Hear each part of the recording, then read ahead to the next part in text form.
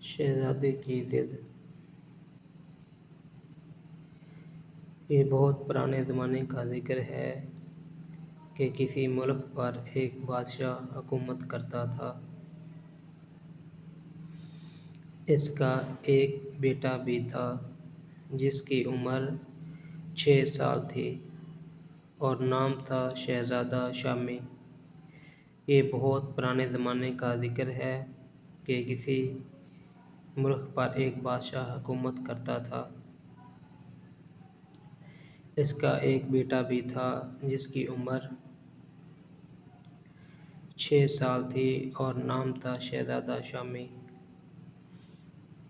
شہزادہ شامی اپنے باپ سے بہت محبت کرتا تھا، مگر دوسرے بچوں کی طرح اس کی بھی باپ سے محبت صرف دن دن کی ہوا کرتی تھی۔ رات کو وہ اپنی ماں ملکہ حسن بانو کے پیچھے لگ جاتا۔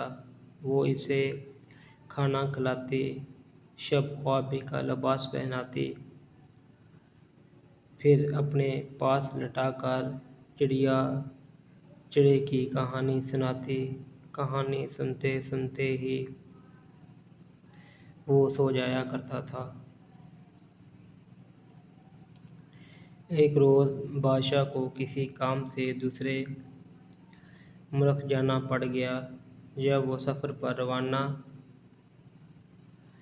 ہونے لگا تو شہزادہ شامی ضد کرنے لگا کہ وہ بھی اس کے ساتھ جائے گا۔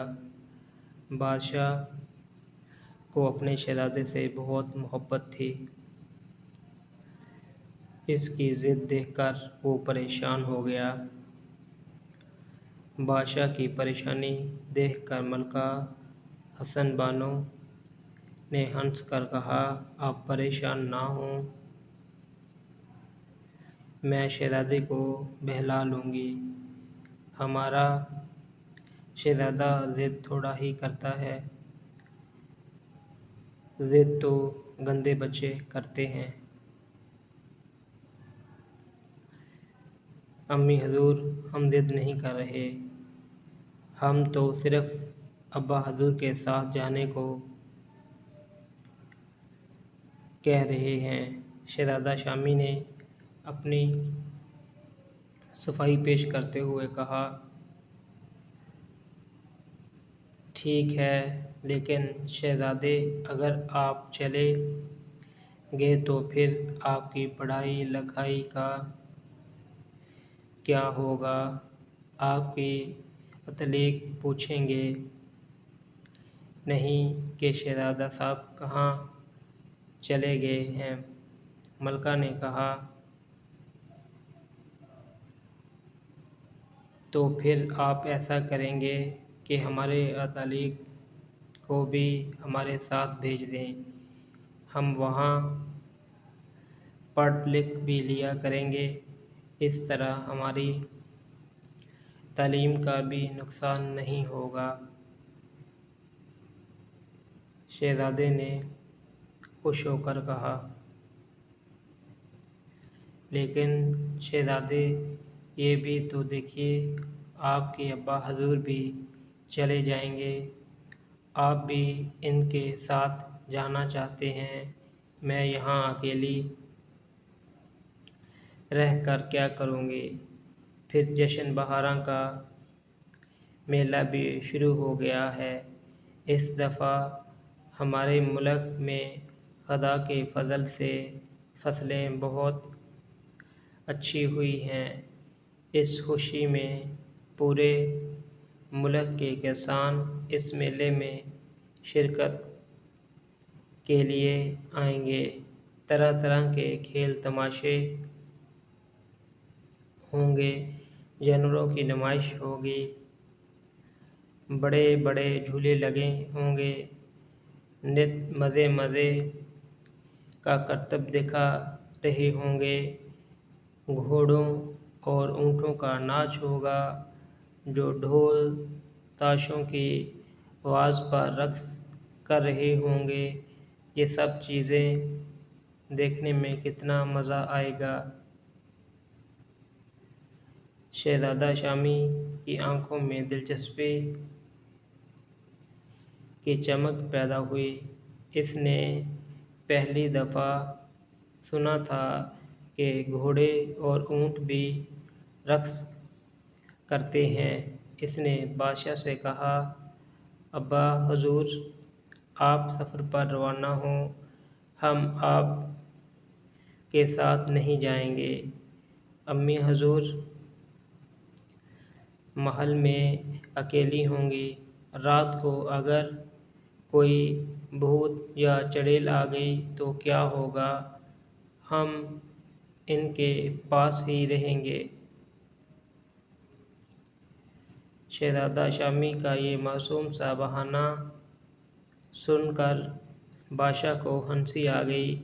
وہ سمجھ گیا تھا کہ میلے کے متعلق باتیں سن کر اس نے اپنا ارادہ بدل دیا ہے۔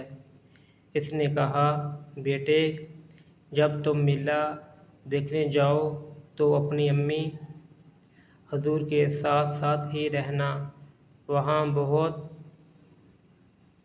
زیادہ بھیڑ بھاڑ ہوتی ہے، کہیں کھو مت جانا۔ یہ کہہ کر بادشاہ اپنے وزیر اور سپاہیوں کے ساتھ سفر پر روانہ ہو گیا۔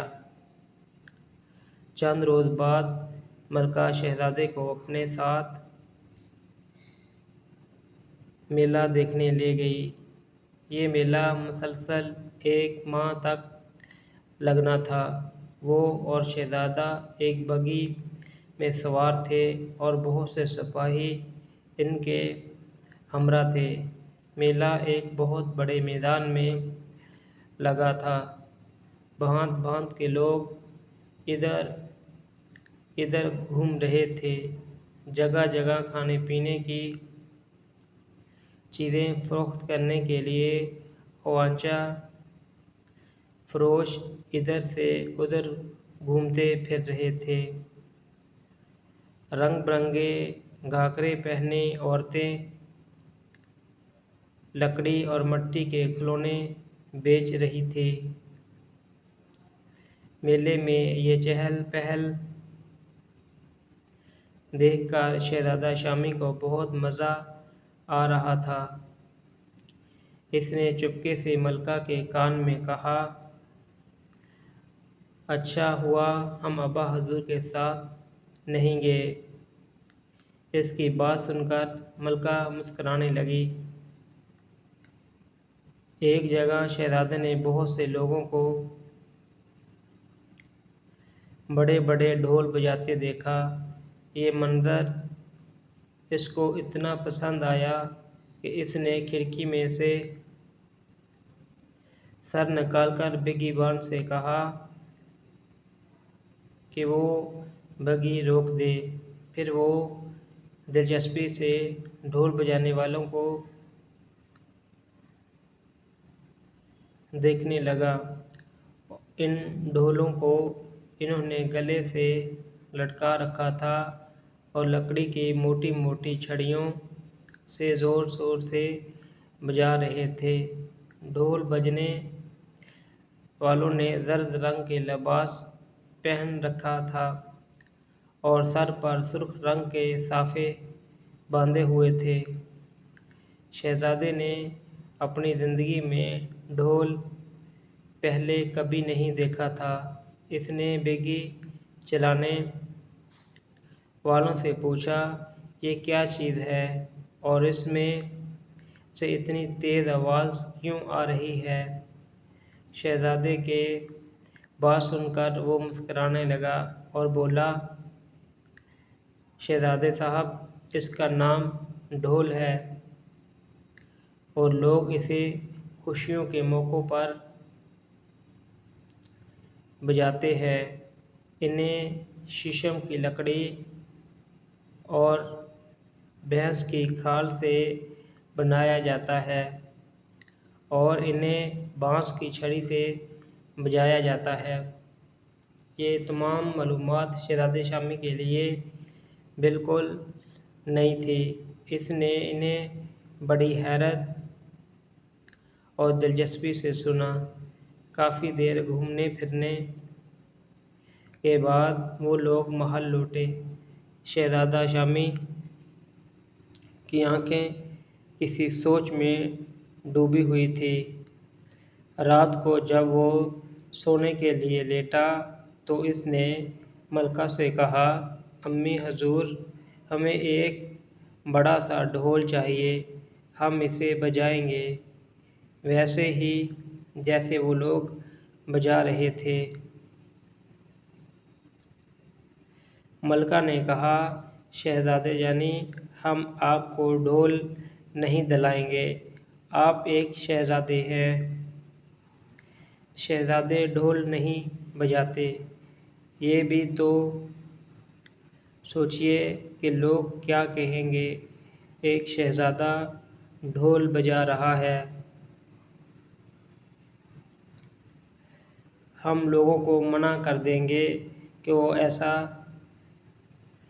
نہ سوچیں، بس صبح آپ ہمیں ایک ڈھول منگوا کر دے دیجیے گا۔ شہزادے نے فیصلہ کن لہجے میں کہا۔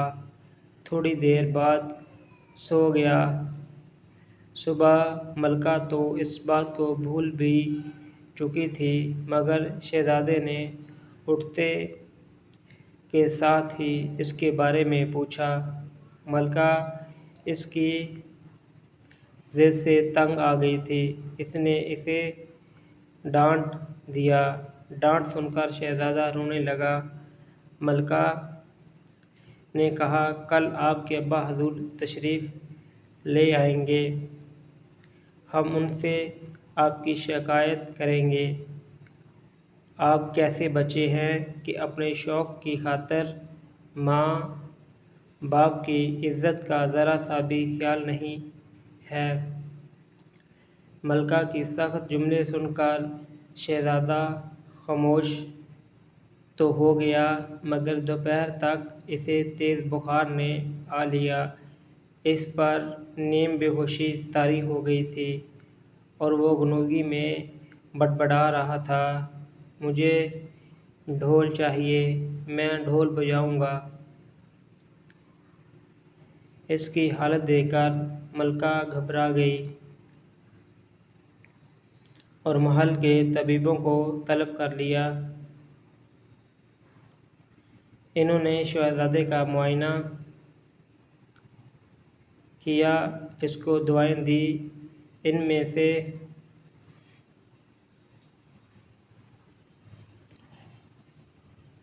ایک طبیب نے ملکہ سے کہا کہ شہزادے صاحب ضد میں آئے ہوئے ہیں اور کسی بات کو ذہن پر سوار کر لیا ہے، ایسے حالات میں دوائیں اثر نہیں کرتی۔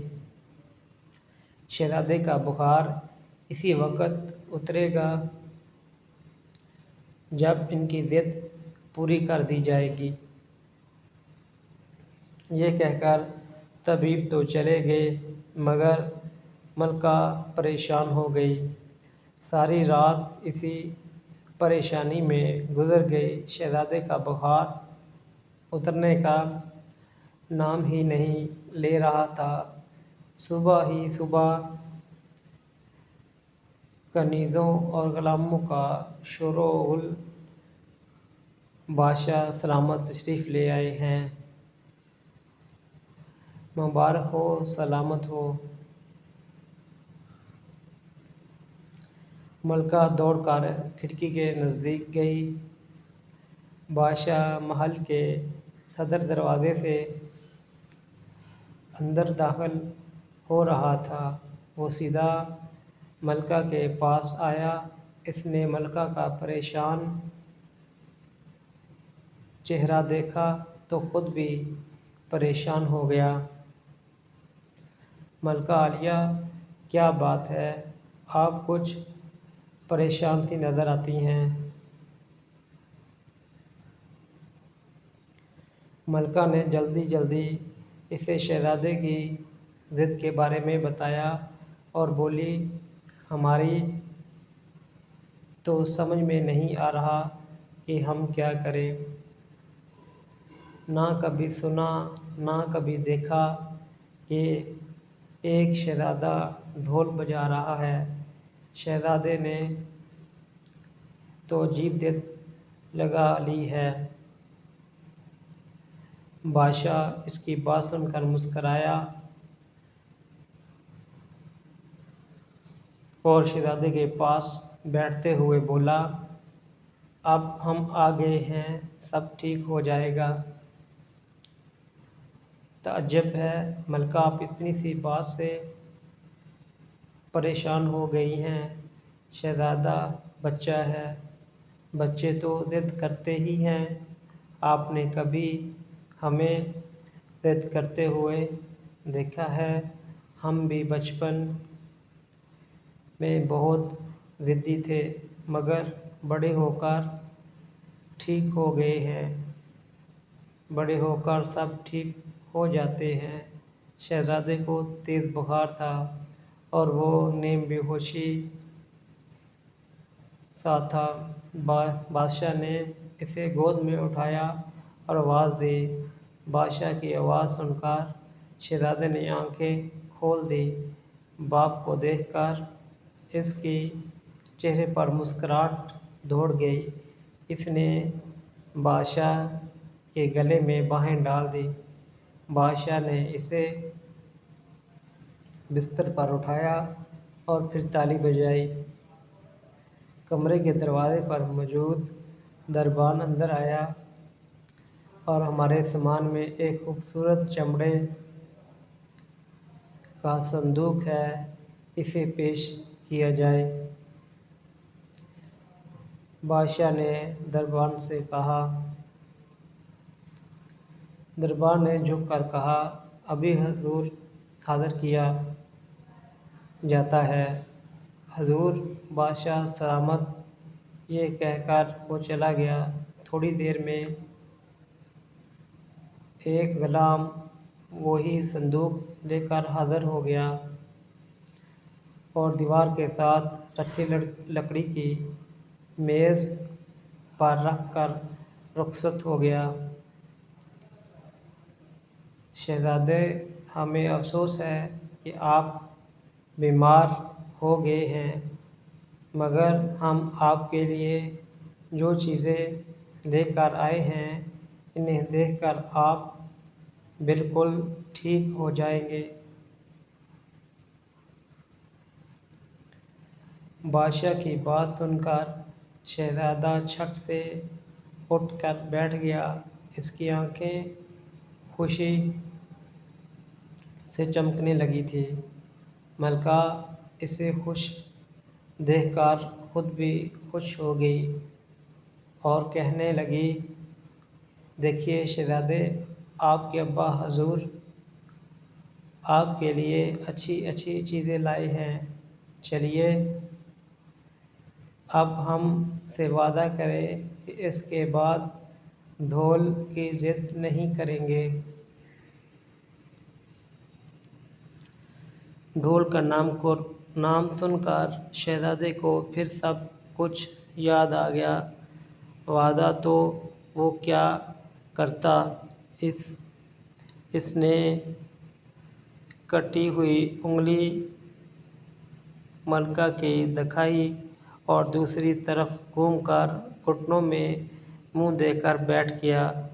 اس کی اس حرکت پر ملکہ چڑ گئی، جل کر بولی، ٹھیک ہے، آپ کے ابا حضور تشریف لے آئے ہیں، خود ہی نمٹ لیں گے۔ بادشاہ مسکراتے ہوئے اٹھا۔ شہزادے کو احساس ہو گیا کہ بادشاہ بستر سے اٹھ گیا ہے۔ اس نے گھٹنوں میں سر دے دیا، ایک بازو تھوڑا سا اٹھا کر اسے دیکھنے کی کوشش کی۔ بادشاہ میز پر رکھے صندوق کی جانب جا رہا تھا۔ شہزادہ دل میں سوچنے لگا، جانے ابا حضور میرے لیے کیا لائے ہیں۔